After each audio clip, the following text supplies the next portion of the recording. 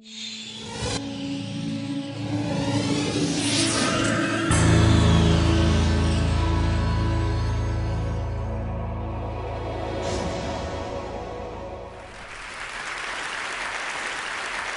many of you have had to fill out some sort of web form where you've been asked to read a distorted sequence of characters like this? Yeah. How many of you found it really, really annoying? Okay, outstanding. So I invented that. Or I was one of the people who did it. That thing is called a CAPTCHA. And the reason is there is to make sure that you, the entity filling out the form, are actually a human and not some sort of computer program that was written to submit the form millions and millions of times. The reason it works is because humans, at least non-visually impaired humans, have no trouble reading these distorted squiggly characters, whereas computer programs simply can't do it as well yet. So for example, in the case of Ticketmaster, the reason you have to type these distorted characters is to prevent scalpers from writing a program that can buy millions of tickets two at a time. Now, CAPTCHAs are used all over the internet, and since they're used so often, a lot of times the precise sequence of random characters that are shown to the user is not so fortunate. So this is an example from the Yahoo registration page. The random characters that happen to be shown to the user were W-A-I-T, which of course spell a word. But the best part is the message that the Yahoo help desk got about 20 minutes later. This person.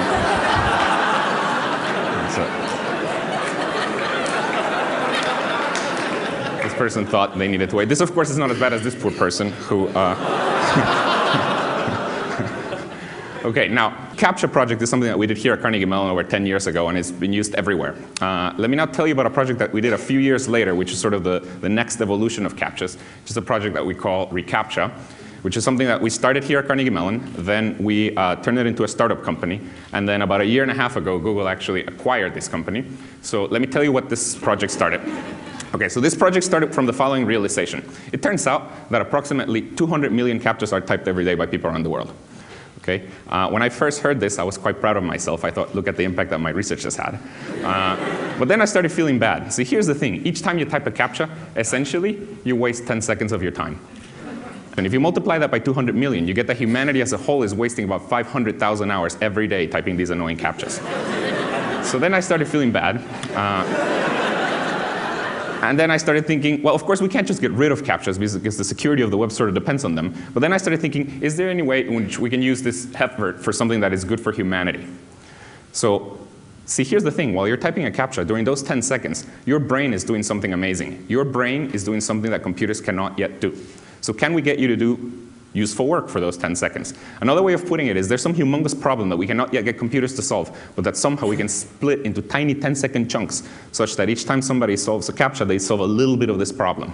And the answer to that is yes, and this is what we're doing now. So what you may not know is that nowadays, while you're typing a CAPTCHA, not only are you authenticating yourself as a human, but in addition, you're actually helping us to digitize books.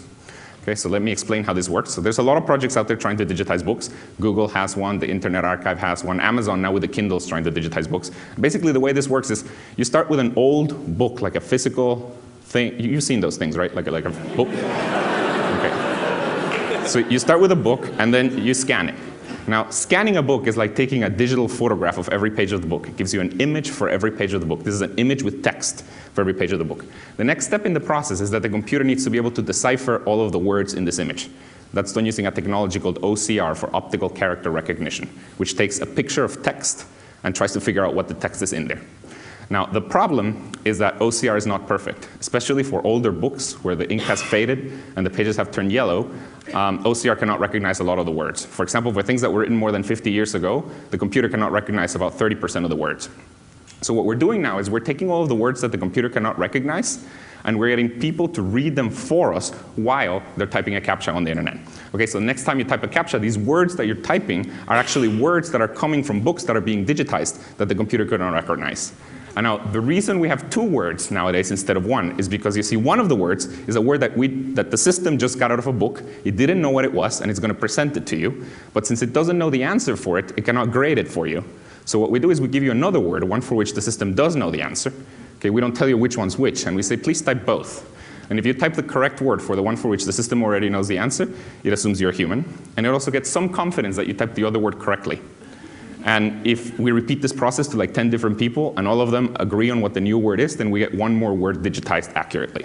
So this is how the system works. And basically, since we released it about 3 or 4 years ago, a lot of websites have started switching from the old CAPTCHA where people wasted the time to the new CAPTCHA where people are helping to digitize books. So for example, Ticketmaster, so every time you buy tickets on Ticketmaster, you help to digitize a book. Facebook, every time you add a friend or poke somebody, you help to digitize a book. Twitter, and about 350,000 other sites are all using reCAPTCHA. And in fact, the number of sites that are using reCAPTCHA is so high that the number of words that we're digitizing per day is really, really large.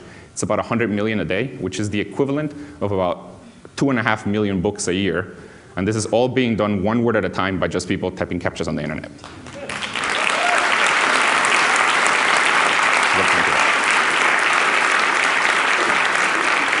Okay, now, of course, since we're doing so many words per day, funny things can happen. And this is especially true because, see, now we're giving people two randomly chosen English words next to each other. Okay, so funny things can happen. So for example, we presented this word. It's the word Christians. There's nothing wrong with it. But if you present it along with another randomly chosen word, bad things can happen. So we show this. But it's even worse because the particular website where we show this actually happened to be called the Embassy of the Kingdom of God. Oops. Yep. Here's another really bad one, johnedwards.com.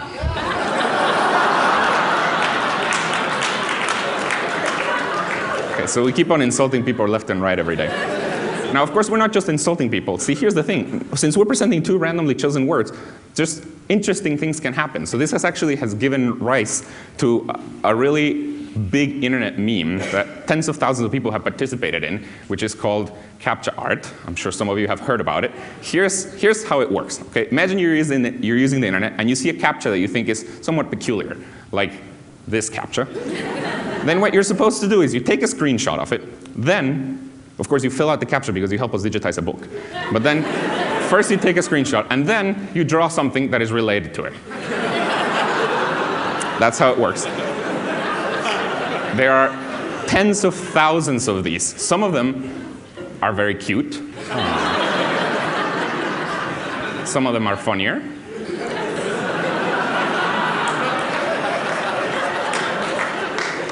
And some of them, like paleontological schwizzle, they contain Snoop Dogg. Okay, so this is my favorite number of reCAPTCHA. So this is the favorite thing that I like about this whole project. This is the number of distinct people that have helped us digitize at least one word out of a book through reCAPTCHA. 750 million, which is a little over 10% of the world's population, has helped us digitize human knowledge. And it is it is numbers like these that motivate my research agenda. So the question that motivates my research is the following. If you look at humanity's large-scale achievements, these really big things that humanity has gotten together and done, like historically, like for example, building the pyramids of Egypt, or the Panama Canal, or putting a man on the moon, there's a curious fact about them, and it is that they were all done with about the same number of people. It's weird. They were all done with about 100,000 people. And the reason for that is because before the internet, coordinating more than 100,000 people, let alone paying them, was essentially impossible. But see, now with the internet, I've just shown you a project where we've gotten 750 million people to help us digitize human knowledge. So the question that motivates my research is, if we can put a man on the moon with 100,000, what can we do with 100 million? So based on this question, we've had a lot of different projects that we've been working on. Let me tell you about one that I'm most excited about. This is something that we've been sort of semi-quietly working on for the last year and a half or so. It hasn't yet been launched. It's called Duolingo. Since it hasn't been launched, shh. Yeah, I can trust you with that. Okay, so this is a project. Here's how it started. It started with me posing a question to my graduate student, Severin Hacker. Okay, that's Severin Hacker. So I posed a question to my graduate student. By the way, you did hear me correctly. His last name is Hacker. So I posed this question to him. How can we get 100 million people translating the web into every major language for free? Okay, so there's a lot of things to say about this question. First of all, translating the web. So right now the web is partitioned into multiple languages. A large fraction of it is in English. If you don't know any English, you can't access it. But there's large fractions in other different languages, and if you don't know those languages, you can't access it. So I would like to translate all of the web, or at least most of the web, into every major language. Okay, so that's what I would like to do. Now, some of you may say, well, why can't we use computers to translate? Why can't we use machine translation? So machine translation nowadays is starting to translate some sentences here and there. Why can't we use it to translate the whole web? Well, the problem with that is that it's not yet good enough, and it probably won't be for the next 15 to 20 years. It makes a lot of mistakes. Even when it doesn't make a mistake, since it makes so many mistakes, you don't know whether to trust it or not. So let me show you an example of something that was translated with a machine. It was a forum post. It was somebody who was trying to ask a question about JavaScript. It was translated from Japanese into English. So I'll just let you read. This person starts apologizing from the fact that it's translated with a computer. Okay, so the next sentence is going to be the preamble to the question. So he's just explaining something. Remember, it's a question about JavaScript.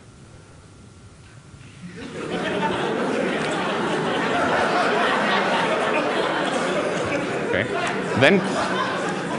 Then comes the first part of the question.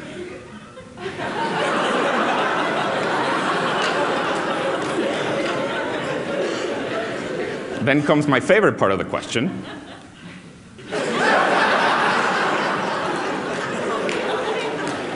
And then comes the ending, which is my favorite part of the whole thing.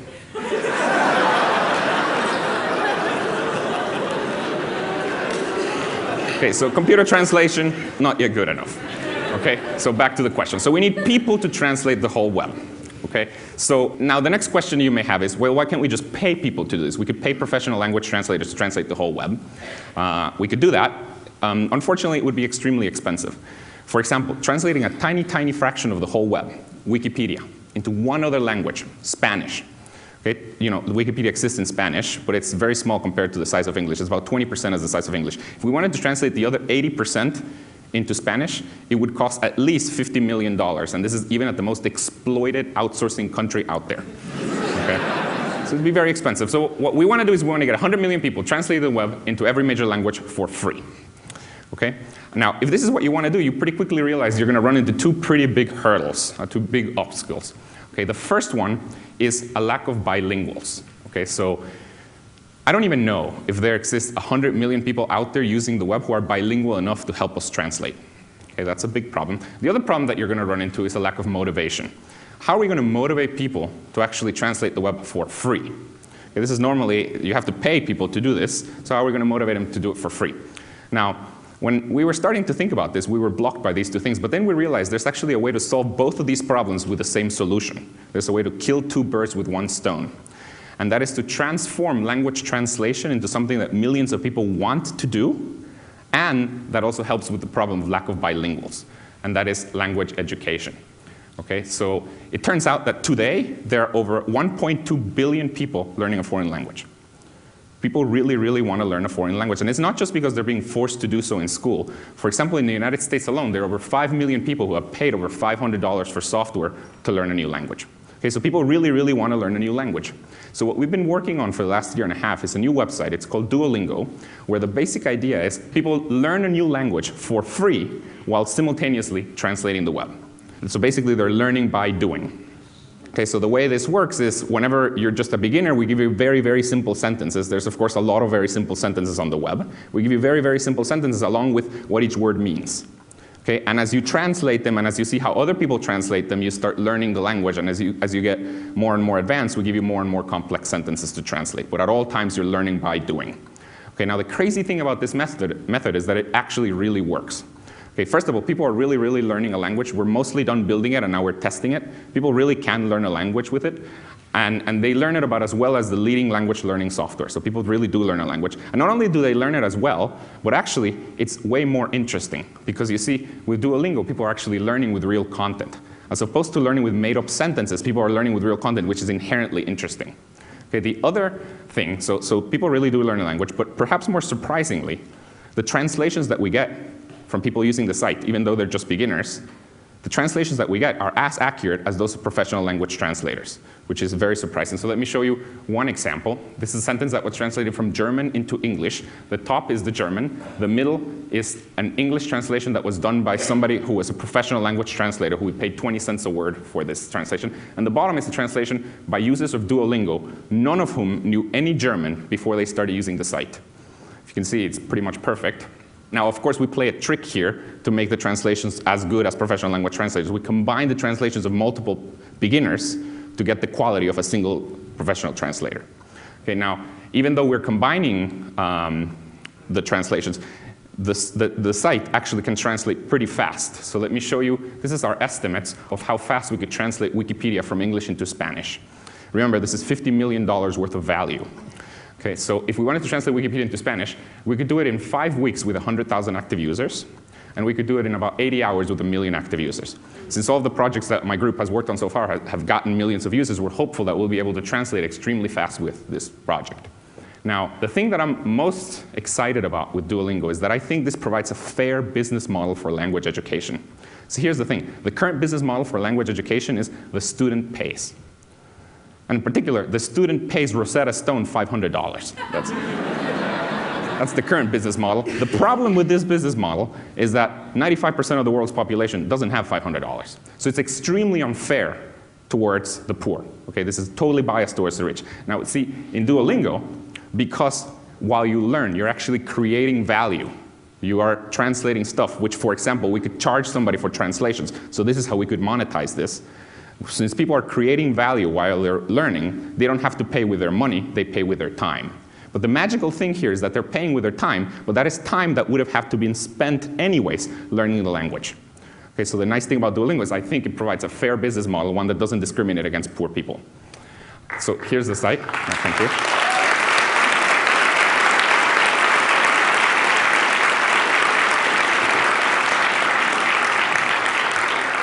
So here's the site. We haven't yet launched, but if you go there, you can sign up to be part of our private beta, which are probably going to start in about 3 or 4 weeks. But we haven't yet launched this Duolingo. By the way, I'm the one talking here, but actually Duolingo is the work of a really awesome team, some of whom are here.